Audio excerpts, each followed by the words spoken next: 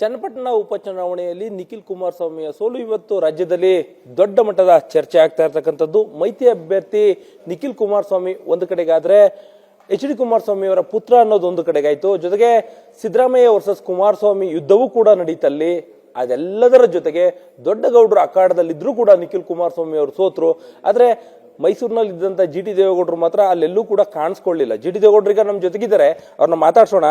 ಗೌಡ್ರು, ಚನ್ನಪಟ್ಟಣದ ನಿಖಿಲ್ ಕುಮಾರಸ್ವಾಮಿ ಸೋಲನ್ನ ಯಾವ ರೀತಿಯಾಗಿ ಅವಲೋಕನ ಮಾಡ್ತೀರಿ? ಚನ್ನಪಟ್ಟಣ ಉಪಚುನಾವಣೆಗೆ ನಾನು ಹೋಗಿರಲಿಲ್ಲ.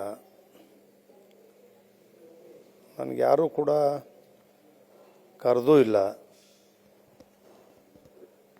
ಪಕ್ಷ ಆಗಲಿ, ಮುಖಂಡರಾಗಲಿ, ಅಭ್ಯರ್ಥಿ ಆಗಲಿ ಯಾರೂ ಕೂಡ ನೀವು ಬರಬೇಕು ಬನ್ನಿ ಅಂತ ಕರೆದಿಲ್ಲ. ಆದ್ದರಿಂದ ನಾನು ಹೆಚ್ಚು ಆ ಕಡೆ ಗಮನ ಹರಿಸ್ಲಿಕ್ಕೆ ನಾವು ಹೋಗಿಲ್ಲ. ಅದನ್ನು ಅವಲೋಕನ ಮಾಡ್ಕೊಳ್ಳೋಕ್ಕೆ ನಾನು ಹೋಗದೇ ಇರೋದ್ರಿಂದ ಸರಿಯಾದ ಮಾಹಿತಿ ಇಲ್ಲ ನನಗೆ. ನಿಖಿಲ್ ಸೋಲ್ಗೆ ಏನು ಕಾರಣ ಅಂತೀರ? ಅದನ್ನೇ ನಾನು ಹೇಳ್ತಾ ಇರೋದು. HD ಕುಮಾರಸ್ವಾಮಿ ಅವರು ದೇವೇಗೌಡರು ಮುಖ್ಯಮಂತ್ರಿ ಆಗಿದ್ದರು.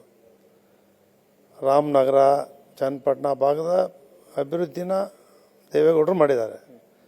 ಕುಮಾರಸ್ವಾಮಿಯವರು ಮುಖ್ಯಮಂತ್ರಿಯಾಗಿ ಕಡಿಮೆ ಅವಧಿನಲ್ಲಿ ಕೇಂದ್ರ ಸ್ಥಾನ ಮಾಡಿ ಅಲ್ಲೆಲ್ಲ ಅಭಿವೃದ್ಧಿನೂ ಕೂಡ ಮಾಡಿದ್ದಾರೆ.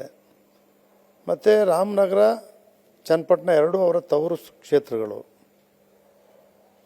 ಅವ್ರಿಗೆ ಈ ರೀತಿ ಯಾಕೆ ಸೋಲಾಯಿತು ಅಂತಕ್ಕಂಥದ್ದನ್ನು ಅವರೇ ಹೇಳಬೇಕು.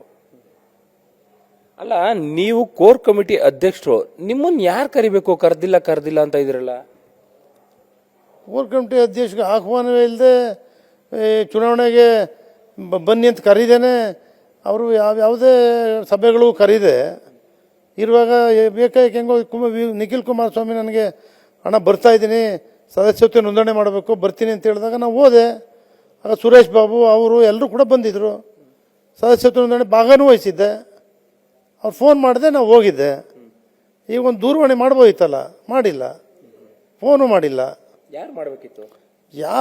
ಯಾರು ಕುಮಾರಸ್ವಾಮಿಯವರಾಗಲಿ, ಅಭ್ಯರ್ಥಿ ಆಗಲಿ, ಅಲ್ಲ ನಮ್ಮ ಪಕ್ಷದ ಪದಾಧಿಕಾರಿಗಳು ಭಾಳ ಜನ ಇದ್ದಾರೆ. ಯಾರು ಕರಿಬೋದಾಯ್ತಲ್ಲ, ಯಾರೂ ಕರೆದಿಲ್ಲ. ಅಂದ್ರೆ ಕುಮಾರಸ್ವಾಮಿ ಅವರು ನಿಮ್ಮ ಮುನ್ಸು ಆಗಾಗ ಆಗ್ತಾನೆ ಇರ್ತದೆ. ಇಂಥ ಸಂದರ್ಭದಲ್ಲೆಲ್ಲ ದೊಡ್ಡ ಗೌಡರು ಮಧ್ಯೆ ಪ್ರವೇಶ ಮಾಡ್ತಾ ಇದ್ರು. ಕಳೆದ ವಿಧಾನಸಭಾ ಚುನಾವಣೆಯಲ್ಲೂ ಅದಾಗಿತ್ತು. ಈ ಸಾರಿ ಅದು ಆಗ್ಲಿಲ್ವಾ? ನನಗೆ ಗೊತ್ತಿಲ್ಲ. ದೇವೇಗೌಡರು ನನ್ನ ಬಗ್ಗೆ ಮೊದಲಿಂದ ಕೂಡ ಭಾಳ ಪ್ರೀತಿ ಅಭಿಮಾನ ಇಟ್ಕೊಂಡ್ಬಂದಿದ್ದಾರೆ. ನಾನು ಅಷ್ಟೇ ಪ್ರೀತಿ ಅಭಿಮಾನ ಅವರೊಬ್ಬರ ಮೇಲೆ ಇಟ್ಕೊಂಡ್ಬಂದಿದ್ದೀನಿ. ಇಲ್ಲಿ ಮೈಸೂರಿಗೆ ಯಾವಾಗ ಬಂದರೂ ನನಗೆ ದೂರವಾಣಿ ಮಾಡ್ತಾಯಿದ್ರು. ಮದುವೆಗೆ ಬಂದಿದ್ದಾರೆ ಮೈಸೂರಿಗೆ, ಸಾರಾ ಮಹೇಶ್ ತೋಟಕ್ಕೂ ಹೋಗಿದ್ದಾರೆ. ಆದರೆ ನನಗೆ ಮಾತ್ರ ದೂರವಾಣಿ ಮಾಡಿಲ್ಲ. ಆಗಲೂ ಮಾಡಲಿಲ್ಲ, ಈಗಲೂ ಮಾಡಲಿಲ್ಲ. ಯಾಕೆ ಇಷ್ಟೊಂದು ಅಂತರ ಇತ್ತೀಚೆಗೆ GT ದೇವೇಗೌಡರು ಮತ್ತು JDS ಮತ್ತು ಕುಮಾರಸ್ವಾಮಿ? ಏನಿಲ್ಲ, ನನ್ನ ಮಗ ಹರೀಶ್ ಗೌಡ ಗೆದ್ದಿದ್ದಾನೆ. ಅವನು ನನಗಿಂತ ಪ್ರಬಲವಾಗಿದ್ದಾನೆ. GT ದೇವೇಗೌಡರನ್ನ ಗೆಲ್ಸ್ಕೊಬತ್ತಿದ್ದಾನೆ. ಹರೀಶ್ ಗೌಡ್ರ ಮಗ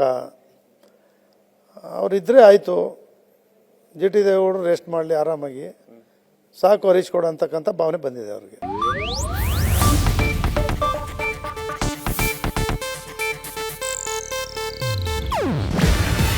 ಇದು ಏಷ್ಯಾನೆಟ್ ನ್ಯೂಸ್ ನೆಟ್ವರ್ಕ್ ಪ್ರಸ್ತುತಿ.